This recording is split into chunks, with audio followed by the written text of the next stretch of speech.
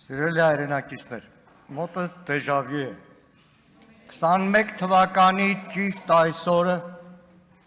նա 10 թող հանգստանամ, պարոն Ասանով, Ինչպես? Ինչպես նախագահ եք, ասեք թող հանգստանամ, 21 թվականի ճիշտ այսօրը, քաղաքացիական պայմանագիրն ասում է դե Ժողովուրդ ջան, ինչ եղել է, եկեք համակերպենք ու սկսենք զրոյից։ Եվ այդ օրը ելույթումս պատմեցի մի պատմություն, որը հիմա կրկնում է։ 88 թվականին Գերմանիայում ծառայության ժամանակ Գերմանիայում ճանապարհները նեղ է։ Սովետական բանակի բեռնատարները, որ ասում էին, ընդեղ էլ պլաստմասից էին ավտոները։ Մի հատ կպնում էին պլաստմասին, ավտոն փշրվում է։ Ավտոն չկա։ Զինվորը վարորդելում էր, ասում էր իզվինի դրուկ ու քշում գնում էր։ Հիմա նույն տպավորությունը այստեղ է։ Իզվինի դրուկ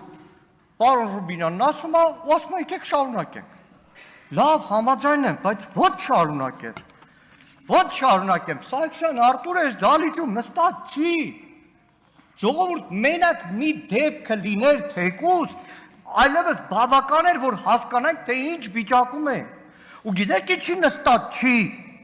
որովհետև նախորդ խորհրդարանում քաղաքական մեծամասնությունը առանց մեր փաստարկները լսելու, առանց Սարգսյան Արտուրի հիմնավորումները լսելու, գլխավոր դատախազի ստով թույլ տվեց, որ Սարգսյան Արտուրը կալանավորվի։ Որոշ պատգամավորներ կողմ են քվեարկել, ձեզ տեղեկացնեմ, այդ գլխավոր դատախազը այս ամբիոնից, որ խոսում էր զենքեր են գտել, զենքեր, գիտեք ինչ զենքեր են։ Հատիկ հիմա դատարանում ուսումնասիրում են զենքերը, բոլորը օրինական գրանցված զենքեր են։ Պաշտպաններն ասում են, էսուն զենքերն են։ Դատախազներն է չգիտի, տարբեր քաղաքացիների տնից համած զենքեր, որոնք այսօր որևէ իրավական կարգավիճակ չունեն։ Ասում են Սարգսյան Արտուրը բանա աստղիկները, երկաթե աստղիկներով ավտոբուսների անիվներ էր ծակելու։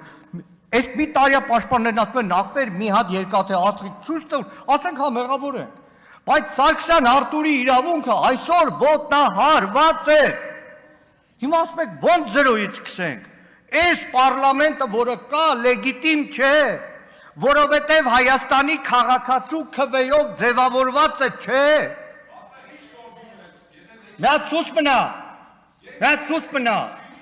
մնա ու լսի։ Խնդրում եմ լրություն պաշտպանեք։ Նայեք, Սահմանադրական դատարանը դուք համարում եք, որ այդ մի տողով ասել է 2026-ի հունիսի 7-ի ընտրությունները ճանաչում է ու վերջ, չէ։ Գիտեք ինչա գրել Սահմանադրական դատարանը։ Ասում է կենտրոնական ընտրական հանձնաժողովը նախքան քվեարկության օրը պաշտոնապես իրազեկված է եղել ընտրական գործընթացի վրա էական ազդեցություն ունեցող բազմաթիվ խախտումների մասին, սակայն չի ձեռնարկել այնպիսի արդյունավետ եւ համարժեք միջոցներ, որոնք կարող էին կանխել կամ վերացնել դրանց հետևանքները։ Ու արձանագրում է, որ այդ հանձնաժողովների արդյունքները, եթե արձանագրվեն, ԲՀԿ-ն ստանալու էր 4%, ժողովուրդ 4 էջի վրա Սահմանադրական դատարանը արձանագրել է, թե ձեր կուսակից նախկին պատգամավոր հայկական ժամանակի նախկին լրագրող Վահագն Հովակիմյանի գլխավորությամբ կենտրոնական ընտրական հանձնաժողովը գողացել է Բարգավաճ Հայաստան կուսակցության ընտրողների քվեն, ո՞նց սրա հետ հանգիստ լինենք։ Հիմա որ ասում եք հանգիստ լինենք, դիմացա Մամիկոն Ասլանյան, ո՞նց հանգիստ լինենք։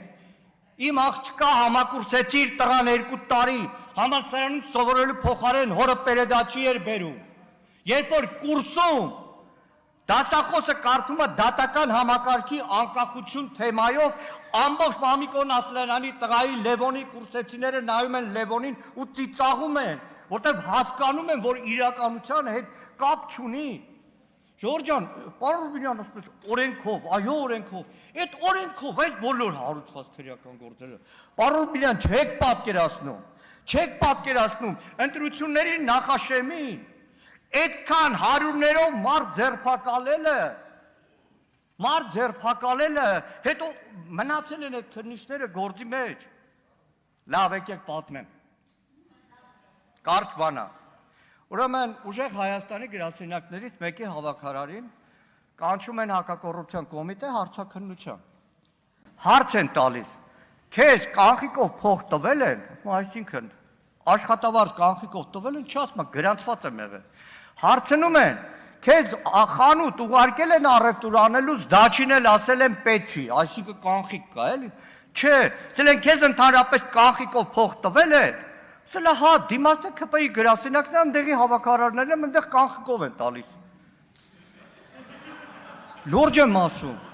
Լուրջ եմ ասում, կարող եմ քաղաքն էլ ասել, իրականություն եմ ասում։ Նայեք, չեք պատկերացնում։ Ժողովուրդ լռություն պաշտպանեք։ Պարոն Ռուբինյան, դուք ասում եք, որ մենք հրաժարվեցինք հանձնաժողովների, նախագահների տեղերից։ Ոչ, այդպես չի։ Այդպես չի, մի օրվա մեջ եկաք որոշումը կայացեք շփթ, մեկ հանձնաժողով, բնականաբար մյուս հանձնաժողովի նախագահան ի աջակցություն իր ֆրակցիայի գործընկերը պետք է հրաժարվեր։ Բայց հետո Թագուհի Թովմասյանի ո՞նց անեցիք։ Այսինքն որոշում եք, որ սրանք պետքա լինեն, սրանք չլեն, մենք գլուխներս կախ, ասենք լավ, Գեղամը թող լինի, Գեղամը շարունակի հանձնաժողովի նախագահ։ Պարոն Ռուբինյան, երբ որ ասում եք 0 կետից սկսել, այդ 0 կետը, ախր այն ամբողջ սպին նստվածքը ու շարունակվող անարդարությունները այնքան շատ են, որ դրա ծայրը չի երևում։ Իրականում դրա դա խոսքը վերաբերում է եւ արդարադատության համակարգին, եւ իրավապահ համակարգին։ Մենք չենք էլ անդրադառնում, պարոն Ռուբինյան, որ ասում ենք 0 կետից սկսենք, բայց մենք այս ընտրարշավի ընթացքում մեր հասարակությանը մի հատ ահավոր, եթե չասեմ հանցավոր տրավմա ենք հասցրել։ Հիմա ասում եմ մենք գանդամ այդպես ձևակերպեմ։ Հայաստանի շարքային քաղաքացին այլևս 24 ժամ 7 ռեժիմով գիտակցում է, որ իրան գաղտնա լսում են։ Ես անկեղծ եմ ասում, ամենամեծ տրավման, որ քաղաքացին ստացել է, թերևս այդ գաղտնալսումից է։ Եվ իրականում ԱՀՑ տնօրենի մի անգամ մեր հանձնաժողովի փակնիստում ասում, պարոն Սիմոնյան, մաման, որ մեր հողամասի ծառերի մասին ուզում է հետս խոսա, հեռախոսները տանում է կողքի սենյակ, ինձ էլ հանում է բալկոն, նոր է խոսում։ Դա իրականում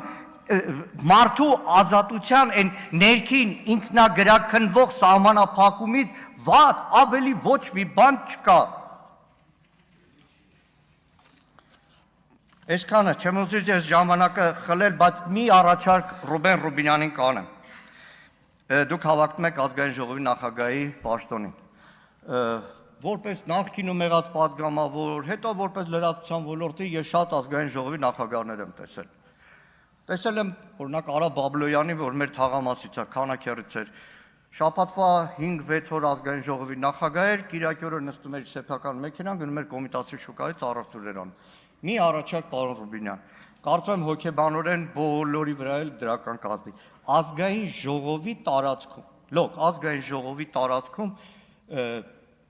մանեկեք առանց ուղեկցող թիկնապահների։ Դա որևէ անվտանգության բան չի, բայց ինքը մարդկայնորեն ձեր կուսակից ընկերներից սկսած, մինչև լրագրողներ, մինչև ընդդիմադիր պատգամավորներ դիսկոմֆորտ առաջացնում։ Շնորհակալ եմ։